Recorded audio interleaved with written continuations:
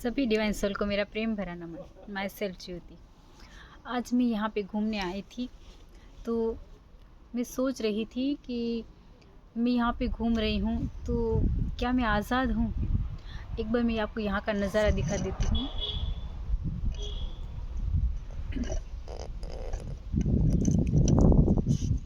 आज मैं आई थी यहाँ पे घूमने, मदर अर्थ से मिलने के लिए। तो अचानक से मैं सोच रही थी कि यहाँ पे मैं घूम रही हूँ तो क्या मैं आज़ाद हूँ। मतलब जो लोग जेल में हैं वो लोग क्या बंधे हुए हैं, क्या हम लोग नहीं बंधे हुए। तो अचानक से मुझे लगा कि नहीं, ये चीज़ें आपको बतानी चाहिए। मतलब जीवन की सच्चाई क्या है। अगर देखा जाए, मैं अपने तरीके से मेरे जो थॉट है वो मैं बता रही हूँ कि हम भी एक जेल में ही हैं। अब आप बोलोगे कि ये कौन सा लॉजिक हुआ कि हम जेल में है ना। पर हाँ, जीवन की सच्चाई यही है कि हम इन चीज़ों को देखते नहीं हैं। हमको लगता है हम बस यहाँ पे खाने पीने रहने आए हैं और जो करने आए उसके ऊपर तो हमारा ध्यान ही नहीं है। तो अगर हम जेल में नहीं हैं, मतलब हम आज़ाद हैं, तो हम आज़ाद हैं तो हम जो भी करना चाहे वो कर सकते हैं ना। तो आप सोचो कि क्या जीवन में आपने जो भी करना चाहा वो सब आपने किया? नहीं ना। मतलब आपकी आधी चीज़ें हुई, आधी चीज़ें नहीं हुई। मतलब आप जो करना चाहते थे वो नहीं हुआ, जो नहीं करना चाहते थे वो हो गया। तो हम कैसे आज़ाद हैं? क्या जेल वाले ही सिर्फ जेल में हैं, वो ही क्या सिर्फ कैदी हैं? क्या हम कैदी नहीं हैं? हम भी एक कैदी ही हैं। हम भी यहाँ पे अपने कर्म भुगतने के लिए आए हैं।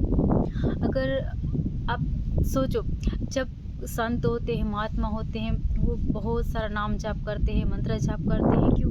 क्योंकि वो बोलते हैं कि हमें मोक्ष मिल जाए, हमें मुक्ति मिले। तो भाई किस बात की मुक्ति? आप कहाँ जेल में हो? तो हमें ये एक डीप मीनिंग है। हमें सोचना चाहिए कि अगर हम ये सोचते कि हमें नाम जाप करने से, भगवान का नाम लेने से हमें मुक्ति मिलेगी, है ना, तो कहीं ना कहीं तो हम जेल में फंसे हुए हैं ना। तभी तो हमें मुक्ति चाहिए ना। नहीं तो हम मुक्ति क्यों मांगते अगर हम खुद ही मुक्त होते तो जीवन की सच्चाई को हमें समझने की ज़रूरत है। हम यहाँ पे आए हैं अपने कर्म भुगतने के लिए, अपने लेसन को लर्न करने के लिए। ये भी एक भगवान की स्कूल है। यहाँ पे भी नियम चलते हैं, हमें नियम से चलना होता है। तो हम भी यहाँ पे ना बहुत सुख कुछ सीखने के लिए, हमारे जीवन में जो भी परिस्थितियाँ आती है ना, हमें सुख आता है, हमें दुख आता है, तो वो सब हम अपने कर्मों से ही भुगतते हैं। कभी आपने किसी कुत्ते को लात मारी ना, तो आपको वो लात वापस मिलेगी। कभी ना कभी, कहीं ना कहीं, किसी के भी टाइम पे वो आपको लात वापस मिलेगी। अगर आप ये बोल रहे होंगे कि मैंने तो किसी को कुछ नहीं बिगाड़ा, भगवान तूने ये मेरे साथ क्या कर दिया, है ना, पर वो कुछ नहीं करते। जब हम इस पृथ्वी लोक में आते हैं ना, तब भगवान तो हमारे लिए सारी व्यवस्था करके रखते हैं, है ना। हमारे माता पिता, भाई बहन सब हमारे आने का इंतज़ार करते हैं, खुशी मनाते हैं। तो भगवान ये सोचते कि मेरा बच्चा वहाँ पृथ्वी लोक में जाके कहीं डर ना जाए, कहीं अकेला ना रह जाए। तो हमारे लिए इतनी सारी व्यवस्था पहले से ही करके रखी हुई होती है। तो क्या फिर हमारी लाइफ में जो भी दुख आती है वो क्या हमें भगवान देते हैं? क्या आप ये मान लोगे कि वो हम जो दुख करते हैं सहन, वो सब भगवान हमें देते हैं? नहीं, वो सब हम अपने कर्मों से भुगतते हैं। ये चीज़ें हमें समझनी पड़ेगी। और जैसे हम स्कूल में जाते हैं, वहाँ के कुछ नीति नियम होते हैं, वैसे यहाँ पे इस पृथ्वी लोक पे नियति के भी कुछ नियम हैं जिसको हमें फॉलो करना पड़ेगा। जो लोग फॉलो नहीं करते ना, फिर वो दुखी होते हैं। पर जब उन लोगों को पता ही नहीं चलेगा कि ये नियति के नियम क्या हैं, तो फिर वो फॉलो भी कैसे करेंगे, है ना। हमें यहाँ सिंपल सिर्फ यही करना है कि हमें जो भी काम हमें दिया गया वो हमें ईमानदारी से करना है। चीटिंग नहीं करनी है बिल्कुल भी, किसी के ऊपर ब्लेम नहीं करना है। जब हमें कोई भी दुख आता है ना, तो हम ब्लेम दूसरों के ऊपर ही कर देते हैं। अभी मुझे कोई धक्का देगा तो मैं यही कहूँगी कि इसने मुझे धक्का दे दिया, इसकी वजह से मैं गिरा, है ना। पर ऐसा नहीं होता। हम अपने कहीं पे भी हमें कुछ भी होता है तो हम अपने कर्मों से ही सब करते हैं। हमारा जीवन ये पहले से ही तय है। हम कब मरने वाले हैं ये भी पहले से ही तय है। ये सब हम लिखवा के आए हैं इस जन्म का। अब हमें अगला जन्म हमारा कैसा चाहिए, अच्छा या बुरा, ये अब हम इस जन्म में तय करेंगे। है ना। अगर हम किसी का बुरा कर रहे हैं तो डेफ़िनेटली हमारा बुरा होगा, अगर हम किसी का बुरा नहीं कर रहे हैं तो हमारा बुरा नहीं होगा। तो हमें अपनी लाइफ कैसे जीनी है, हमें अपनी लाइफ कैसे बनानी है, उस हिसाब से हमें दूसरों के लिए भी करना पड़ेगा। जैसे कि अभी हमारे साथ कुछ बुरा हो गया तो हम कैसे बोले थे, भगवान ये तूने क्या कर दिया, है ना। भगवान क्या करेगा, भगवान तो कुछ नहीं करते। भगवान के लिए तो सारे बच्चे एक समान होते हैं, वो सबको प्यार करते हैं। पर देखो, माता पिता के एक दो बच्चे होते हैं, कोई अच्छे होते हैं, कोई बुरे होते हैं ना। कोई ज़्यादा मस्तीखोर होता है, कोई बहुत शांत होता है। तो उस हिसाब से होते तो क्या माँ बाप निकाल देते हैं क्या, तू अच्छा नहीं है, बहुत मस्ती करता है, मेरे घर से निकल जा, ऐसा नहीं होता ना। तो भगवान के लिए भी हम सब समान हैं, लेकिन हम अपने कर्मों की वजह से दुखी होते हैं। ये बात हमें माननी पड़ेगी, हमारे जीवन की सच्चाई को हमें समझना पड़ेगा। हम यहाँ पे सीखने के लिए आए हैं, हमें जो बुरी परिस्थिति मिलती है वो हमें सिखाने की मिलती है। हमें उस परिस्थिति में हमें स्टक नहीं हो जाना है, मतलब कि हमें कुछ दुख मिले तो बस हम उसमें ही पड़े रहें, फिर डिप्रेशन में चले जाएं, है ना। तो हम अपनी लाइफ को बिगाड़ देते हैं। पर हम ये सोचें कि ये जो परिस्थिति आई है, अभी जो मेरा बुरा समय चल रहा है, वो कुछ ना कुछ मुझे सिखाने के लिए चल रहा है ना। अगर आप ये सोचोगे तो आपके जीवन में कभी दुख नहीं आएगा। दुख हमारे दिमाग की सोच है बस, और कुछ नहीं है। और परिस्थिति आई है वो हमें सिखाने के लिए आई है, हमारे कर्मों की वजह से आई है, तो हमें उससे तो भुगतना ही पड़ेगा ना, क्योंकि वो सब हम करके आए हैं। अब देखो ना, रास्ते में हम जाते हैं, किसी का एक्सीडेंट हो जाता है, कोई एक दिन में निकला और हो गया, कोई पैदल जा रहा था उसका भी हो गया। तो ये क्या है, ये सब नियति है, ये सब हमारे कर्म है। कोई किसी की गाड़ी खड़ी थी, ऊपर से बंदर कूद गया, तो अब ये किसकी गलती है, क्या गाड़ी की गलती है, क्या बंदर की गलती है? नहीं, जिसकी गाड़ी थी वो उसके कर्म थे जो उसको भुगतने थे, है ना। नियति कहीं ना कहीं से घूम के ही वो सारे हमारे कर्म निकालती है, क्योंकि हम कहीं पे भी छुप नहीं सकते हैं।